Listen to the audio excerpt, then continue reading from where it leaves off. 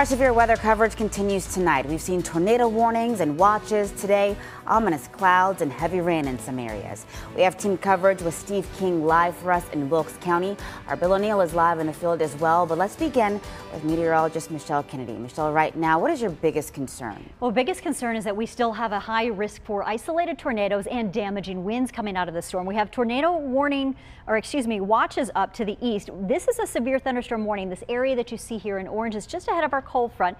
It has developed with a squall line, which means we've got a line of showers and thunderstorms, and embedded within these thunderstorms, some pretty strong winds. We've got lots of lightning to the north here from Wilkesboro as we go up through Sparta, and now heading in with the rain over where Steve King will be joining us live in a little bit. We've got the thunderstorms rolling toward him. Statesville, Mocksville, and areas like Lexington may also see some severe storms within the next couple of hours. But out through Surry County, another round of storms heading your way. It's trending east now, and an east-northeast movement with those showers and thunderstorms. Broader area shows you where we have those areas in yellow under that tornado watch now until 5 a.m. So a little bit lengthening of the storm activity for us. From Mount Airy through Stewart, Martinsville, we've already had one round of showers and storms roll out of Danbury within the last hour.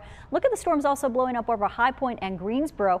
We've got some heavy rains with these. We also have a possibility of some pea-sized hail that has been reported brief times with these. And north of Reedsville, we're rolling through with some strong thunderstorm gusts just below the severe criteria for these storms here. We're going to be watching for that. But this is the line here that could drop in some winds, take down some trees. Now, the pattern for these looking a bit more like straight line wind activity. We've got you anywhere over the 60-mile-an-hour mark potentially coming out of some of these strong storm cells. And so a whole broad area right along that cold front has been placed under that severe thunderstorm warning. Tornado watches still in effect for folks here, and then we'll see that lasting as we go into the evening hours overnight through Winston-Salem and Greensboro. So now through midnight, we continue with some of those watches to the west. When it comes to the severe thunderstorm warnings, those are in effect now, and those will likely track east with those warnings as the storm comes in from our cold front. So tornado watches up, as we mentioned, till 5 a.m. for most folks in the Triad through about early 5 a.m. and our warnings up now stretched out from Wilkesboro through areas of Yadkinville, right now where Steve King is located. Steve, I heard the rain coming down hard out there. Hopefully you'll continue to see decent conditions very quickly after the storm rolls through.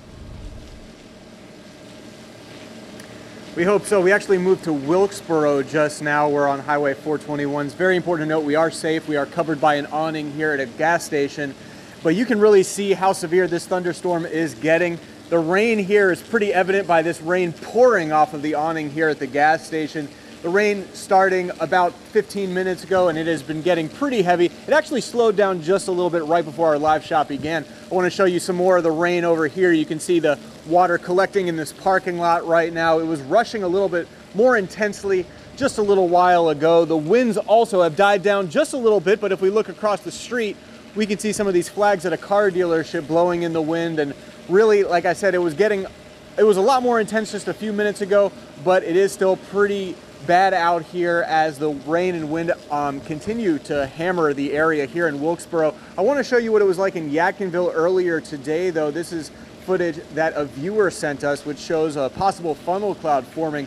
Now, she says that she was very worried when she saw this funnel cloud. She wasn't sure what was going to happen next, and when the storm passed, she was just very grateful that everything was okay and that she didn't see any signs of damage. There were some people at some nearby churches as well, and they say that they had to go into the basement to ride out the worst of the storm. So some very intense moments in Yadkin County earlier today. Back here in Wilkes County, it is coming down, like I said, and there are some lightning strikes. You probably heard some thunder there just now, so people should try to stay inside if at all possible. We are under this awning, so we are safe, but we're going to be as safe as we can getting back home tonight. Now, the most important thing to note is that as of now, there are no reports of any property damage or injuries related to the storm, both here in Wilkes County and in Yadkin County, and that's the most important thing. But now let's send it over to our Bill O'Neill. He joins us live in Winston-Salem with a look at the conditions there. Bill?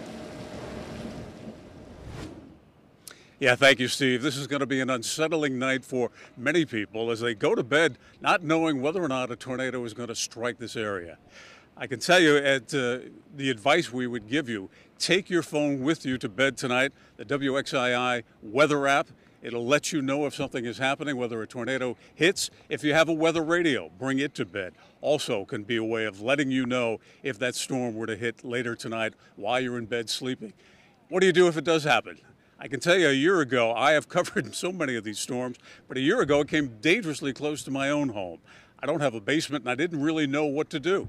Well, this past Friday, I spoke to an expert over at Moses Cone Health. His name is Scott Suppernard. He told me what you want to do is go to the inner part of your home or apartment. Find whether it's a closet or a bathroom, and that is where you will take cover if a tornado is to come into your area. Be sure to protect your head. That is the most likely way that you'll get hurt throughout all of this. So be careful, but be safe. A lot of us do not have emergency kits made up. Mr. Suppernard tells me only about 20% of people actually have an emergency kit ready to go, and most of those people are folks who have actually gone through a storm firsthand, so they know what's needed and what they have to do to get through that night or perhaps the next couple of days. So the wind is picking up here. Let's hope for the best.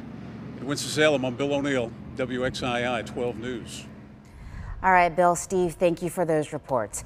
Strong wind has caused some of the worst damage that we've seen from today's severe weather. It knocked down this tree, which landed on top of a car and blocked North Street in Mount Airy entirely.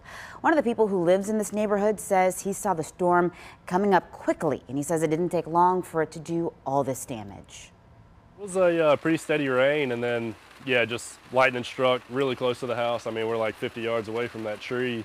And it just happened so quick, we didn't really know what to do. We all just scattered inside the house and then come back out to seeing everybody's cars. Pretty messed up. And here's what's causing more damage that we've seen today. Flooding. This is Riverside Park in Mount Airy. The nearby Greenway is also underwater. Now, because of those trees and the power lines that have come down across the area, Duke Energy says there are 45 customers who don't have power in Surry County. That number has come down significantly from this afternoon. It was about 400 earlier. Around 200 people in the dark in Stokes County, and the bulk of the power outages that we've seen are actually just southwest of the Triad. You can stay up to date on severe weather even when we're not on air by downloading our free WXII 12 News app. You can turn on push alerts so you'll get notified when you're at the risk of severe weather.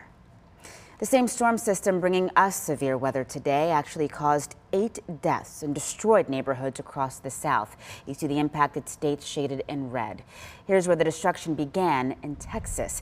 This is some of the damage left behind by an EF3 tornado. We're talking total devastation. 2 young kids died when a tree fell on top of their car. You see roofs ripped off of buildings and cars on their sides. Several people are hurt. Violent 140-mile-per-hour winds and hail caused all this damage in this neighborhood in Franklin, which is about 100 miles northeast of Austin. The wind pulled up trees and power poles. The entire town lost power at one point. In Louisiana, a teenager drowned. They got swept away by floodwaters brought on by heavy thunderstorms. Trees also came crashing down here in Monroe, crushing homes and people's cars. The Emergency Management Agency in Mississippi says multiple people have died from the storm there, but they didn't say exactly how many. Some roads are still blocked by floodwater or trees. And today the storm made its way through Alabama, shredding everything in its path here in Troy. You see that sign just dangling there, and then lots of building parts hanging from power lines and crushing cars. Because of the storm's proximity to Augusta, Georgia, today's Masters golf tournament was moved up to get ahead of the storm.